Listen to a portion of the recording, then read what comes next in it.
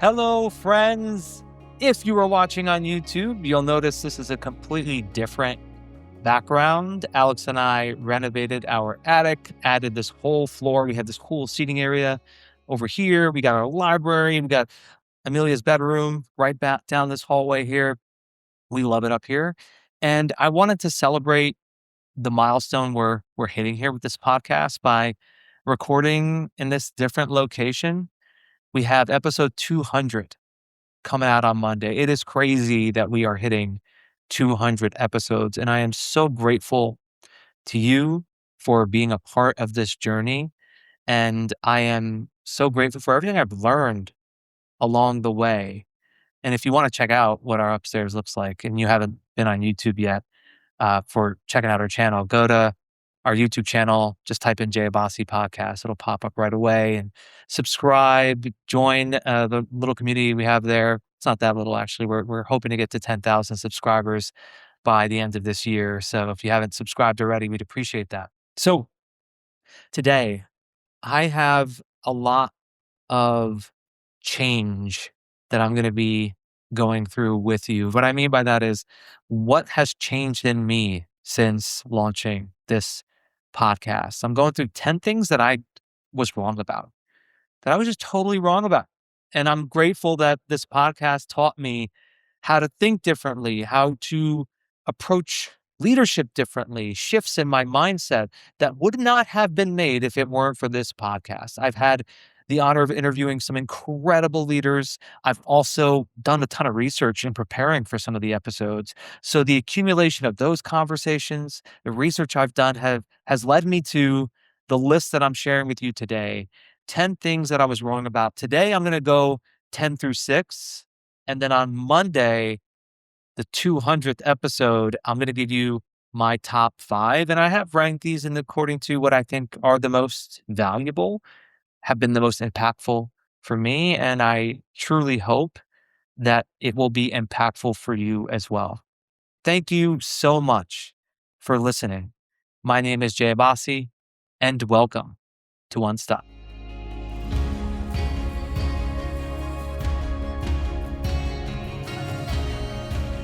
I think before launching this podcast, I was already of the mindset that I was willing to learn and open to learning.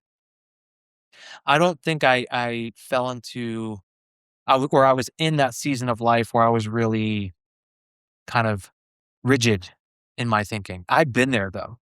I've definitely been there in my life where I was really rigid. I thought that I knew everything. And I think the world has humbled me in many ways, whether it's through personal adversity, like when I lost my father, or some career adversity where things happened that I could not have prepared for, and I had to rely on others for help. And in doing so, it's really allowed for me to have more adaptability and more openness and more willingness. And there are so many things I was wrong about. I mean, I'm always evolving. I think we all are. And I think the difference between, those who stay stuck and those who get unstuck is that people who get unstuck are open to learning and trying new things. And I hope that you have that mindset as I go through this first part of the 2-part series. And number 10 is a little bit more of a tactical one, but it's important. I mean, it's on this list for a reason. So number 10 is what I was wrong about is how I'm breathing. I was wrong about how to breathe. What I mean is, it was Dr. Gregory Ober episode, what was it? Episode, I forget the number, to be honest with you. It was in the 180s, I think. And Dr. Greg talked about how we so often breathe into our chest. But when we do that, we're still in our sympathetic nervous system, because when you breathe into the chest, it's more of like you're anxious, you're stressed. And what he recommended is to breathe into your belly, into your abdomen. And so ever since that conversation, I've been really mindful of that. I've been watching how I breathe, and I've been realizing, oh my God, I breathe into my chest a whole lot. So, I mean, you could do it right now. You'll feel a difference when you breathe the right way. If you put your hand on your abdomen and you take a deep breath and you have your abdomen expand with you, and then you breathe out, you're in a completely different state than if you're just breathing into your chest. We are breathing throughout the day and we're unaware of what we're doing. If you were to shift your awareness and be more mindful of how you breathe, you're going to be able to be in that state of calm and ease much more easily than if you were breathing into your chest. Because when you're breathing into your belly, it's like you're activating the digestive system. It's telling your body that you're okay. And we can't underestimate how important it is for your body to be in that state in order for your mind to then also be in that state. So what I was wrong about was how to breathe. And I think I'm better now, thanks to Dr. Greg. All right, number 9. What I was wrong about was that I believed mindfulness was enough. I used to think that all I needed was mindfulness. And if I had mindfulness in my life, I'd be okay. I'd be able to do anything. I'd be able to be resilient, handle adversity. And I think throughout the conversations I've had with the guests I've had and really taking inventory of my own experience, I realized mindfulness is not enough. It isn't. It was episode 193, so recent, where I talked about mind freeness, where you intentionally free your mind to explore new ideas and how important that is to be able to pair that with mindfulness. So, yeah, mindfulness is important. I'm not suggesting forget mindfulness. I just think it's not enough. You need more than that. You need to be able to tap into your creativity. You need to be able to free your mind in a way that mindfulness can't really offer you. So, I used to, for example, always make a plan each day to practice my meditation. I still do. But I wasn't making a plan to free my mind or to practice mind freeness. It would just happen. And I realized that I should be as intentional with a mind freeness practice as I am with a mindfulness practice. And so ever since I really made this shift, I'm very intentional about it. I'll plan out long walks where I just let my mind go, or I'll take silent drives to just explore new ideas and new possibilities, or I'll do some activity where I can be in kind of that autopilot state, not that task oriented state. And because of that, I've been able to come up with so many more ideas for my personal life, for my business, whatever. So the encouragement there is to be intentional, plan out activities that allow for you to free your mind, where you're not doing tasks, you're just letting your mind go. I'm grateful that I learned that lesson because it's been a huge one for me. All right, number 8. Here we go. Number 8. The highest achievers don't have self doubt. That was my belief for a while, and I was wrong. I was wrong because I've interviewed so many of them, and I've been really careful about who I interview, and I'm interviewing people who are humble, who are self-aware, and all of them tell me how they experience self-doubt. There's really 2 boats we fall into. You have people who experience self-doubt and lie about it, or people who experience self-doubt and are honest about it. That's it. We all know people who have that arrogance about them, where they make it seem like they don't have any self-doubt. We don't wanna be like those people, right? We don't wanna be like those people.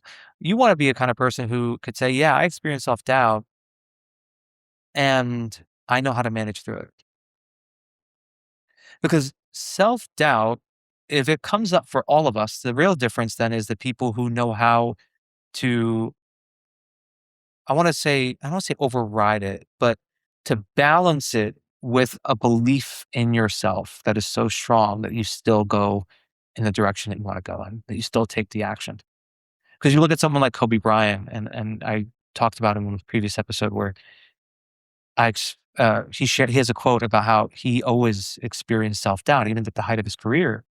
And really, it was his belief in himself and his self-trust that was able to enable him to work through the self-doubt. So, what I'm talking about here is expectation. If you have the expectation that you're not supposed to have self-doubt, you have an unhealthy expectation. That's not how it works. You're always gonna have self-doubt. How you manage it, though, that is a choice that you can make. And if you can tap into the belief that you have in yourself and the trust that you have in yourself, then that self doubt, when it creeps up, because it won't be what fuels your decisions. All right, where are we? Number seven. Okay, we went through, yeah, number seven. Here we go. Courage requires you to battle with your fear. That's what I used to believe. You have to fight your fear. You have to really resist the fear. And I was totally wrong about that. I don't think of fear as something that requires a battle anymore. I don't think you have to resist it. You don't have to fight it. What you have to do is to acknowledge it and make a choice, even when fear is present. And I refer to episode 186 with Ryan Berman. Ryan was a phenomenal guest, and he's someone I gotten to know a little bit, a great human being. And he talks about how the most courageous people don't see themselves as courageous. They see themselves as honest. And that really hit me when he said that. Courageous people are honest. So if you're feeling fear, be honest about feeling the fear. Be honest about it. And if you want something, be honest about what you want.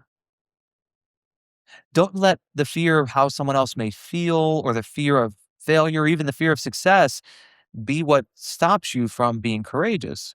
If you want to be courageous, be honest about what you want, be honest about what you feel. And that will give you what you need in order to take action. Because we're dishonest so often that we then don't tap into courage. We're not being honest with ourselves. We're making up excuses. So being really honest and really in alignment, that's what gives you the courage to take action even when you feel fear. And number six is, I'm taking you back. This is episode 19 where I first heard this, and it was so different than what I thought in the past. So what I had wrong was the belief that my intention is what's most important. What I didn't understand, and now I really have not only internalized, but I share with a lot of people, is being able to discern intention from impact and realize that those are two different things that every leader needs to be responsible for. Let me give you an example. If you send an email to somebody and it upsets them, and you say to yourself, well, I didn't mean for that. I didn't intend for that. That's a cop out excuse because the impact still happened. Someone still felt a certain way. And you need to take ownership of that. In the episode 19, it was with Sarah Westbrook, who's phenomenal. Great speaker, good friend, someone I really admire. She gave an analogy, which I've borrowed many times.